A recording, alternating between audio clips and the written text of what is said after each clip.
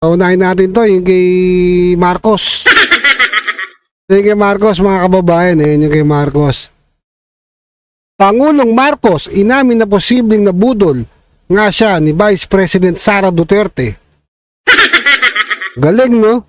Siya pa yung nabudol ngayon, no? Tandaan nyo, mga kababayan, ang boto ni BBM, ni Marcos Jr., 31 million. Diba? Pero ang boto ni Inday, ni BP Sara, umabot ng 32 million. Diba? Tapos siya pa yung nabudol. Ito matindi, mga kababayan.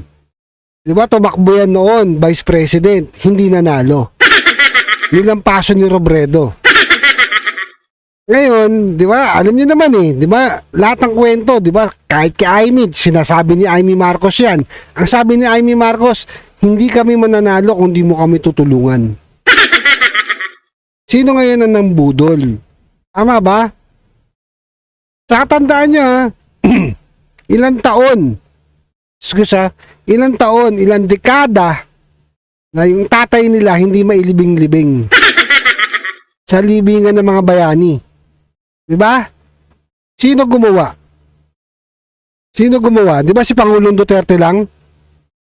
Wala na ibang gumawa kundi si Pangulong Duterte. Tapos magmamalaki si Marcos Jr.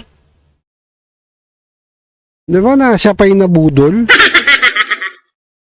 Kung tutusin nga gamit na gamit nyo ang Duterte. At sa sobrang kakapalan ng mukha ninyo,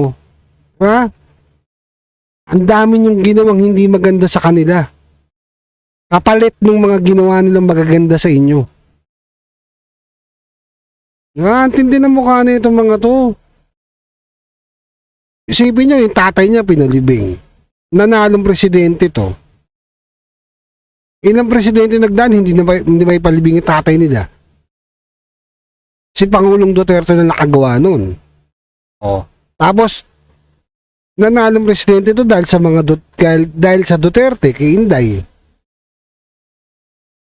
Di ba? Kayo umusga.